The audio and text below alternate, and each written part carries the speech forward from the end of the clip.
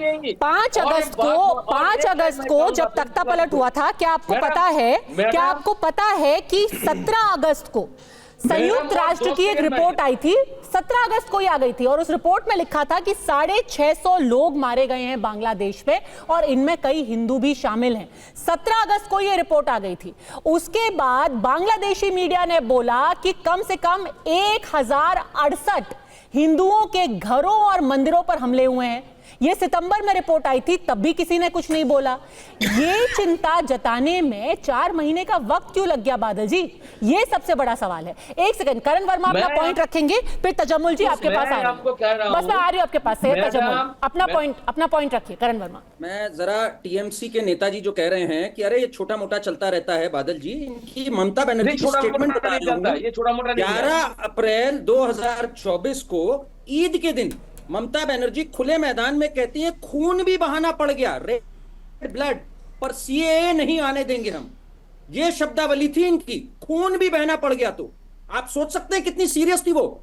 इस मामले में उनकी बिल्कुल इनसेंसिटिविटी थी कि हिंदू, सिख और बुद्धिस्ट का जो ब्लड बहाया जा रहा है वहां पर, उसके प्रति उनमें कोई संवेदना नहीं थी। वो यहां तक खून बहाने को तैयार थी। आज आप प्रायश्चित करिए और माफी मांगिए टीवी पे इस चीज के लिए। जब आप दर्द व्यक्त करते हैं आज हिंदुओं के लिए वहां पे, तो साथ में एक पहले माफी मांगिए, तब बात हो सकती है इस पे आपकी तरफ से।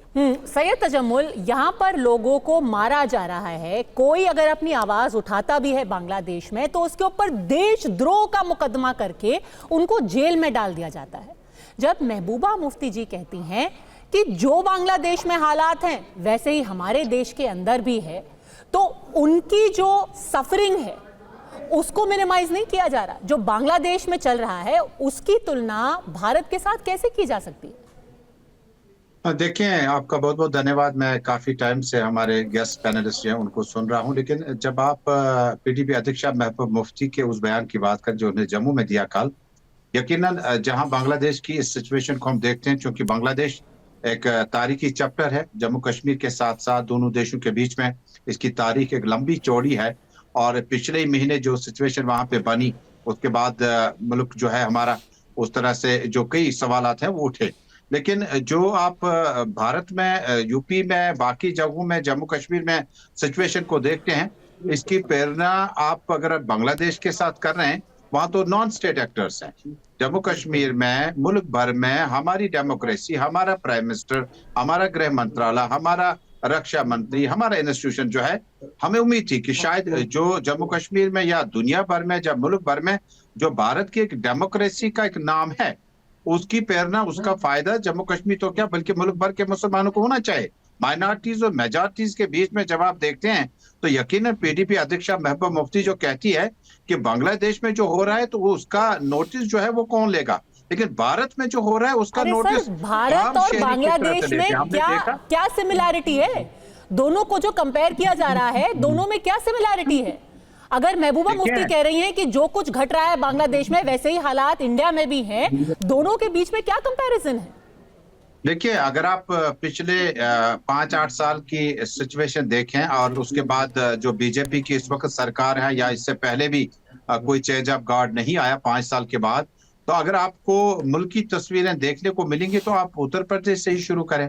आप मुजफ्फरपुर जाएं, आप कहां पे आपको तस्वीरें नहीं मिलेंगी जहां आपको इस मेजॉरिटी और माइनॉरिटी के बीच में जो ज्यादतियां कई तबकों से हुई, उसकी प्रेरणा करना बांग्लादेश के साथ कोई ज्यादा अंतर नहीं देखा जा सकता है। अंतर नहीं है भाई? मैंने बताया कि बांग्लादेश में अभी कोई एक प्रॉपर सरकार भी नहीं है।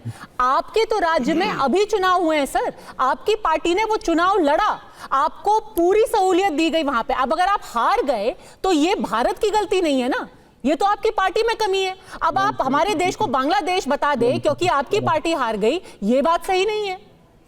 यहाँ लोकतंत्र है, हमारा ही देश जहाँ पर बिल्कुल हम सबका देश है। हमें जब आप अलग, ये वो देश है जहाँ पे आपकी पार्टी चुनाव लड़ती है। देखिए, चुनाव, और ये वो भी देश है जहाँ पर महबूबा जी आए दिन जो मन में आए वो कहती हैं और उनको खुली छूट दी जाती है कहने के लिए। उनके ऊपर देशद्रोह का मुकदमा करके जेल में नहीं डाला जाता। वहां पे चिन्मय दास को सिर्फ इसलिए जेल में डाला गया है क्योंकि वो हिंदुओं के लिए आवाज उठा रहे हैं।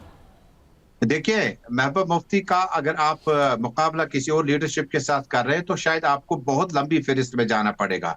जम्मू कश्मीर में कितने ही मुश्किल हालात में महबूब मुफ्ती की पार्टी पीपल्स डेमोक्रेटिक पार्टी ने कश्मीरी पंडितों को विस्थापन होने से कितनी कोशिशें की रोकने के लिए, कहां विस्थापन पर पहुंच गए? मैं आपसे सीधा सवाल पूछ रही हूं कि अगर आज महबूबा जी कहती हैं कि भारत और बांग्लादेश में कोई अंतर नहीं है, मैं आपसे पूछ रही हूं, आप मेरे को 3 चीजें बताइए जो कि बांग्लादेश और भारत में एक समान है।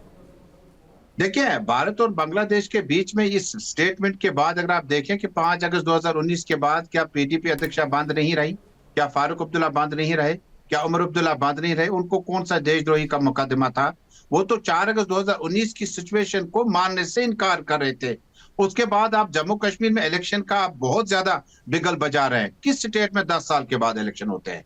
क्या जमहूरियत को बचाने के लिए क्या डिलिमिटेशन, परिसीमन और बाकी इश्यूज को लेकर आप 10 साल देर करेंगे? जम्मू कश्मीर के नागरिक को, यहाँ की डेवलपमेंट, यहाँ के विकास को केंद्रीय सरकार के साथ मिलाने के लिए, देखने के लिए? अगर तीसरी बात आप करते हैं कि जम्मू कश्मीर में पीपल्स डेमोक्रेटिक पार्टी ने चुनाव लड़ा, अच्छा लड़ा, पूरा मन लड़ा, लेकिन सबसे बड़ी बात ये रही, इन चुनावों को कराने में पीडीपी ने जब 96 में कमबैक किया था और पार्टी को लॉन्च किया था, तब तो मिलिटेंसी के हवाले जम्मू कश्मीर था। सर, आप और कहां पीडीपी के कितने 96 में कार्यकर्ता पहुंच गए? मारे मैं गए फिर से चुनावी आपसे सवाल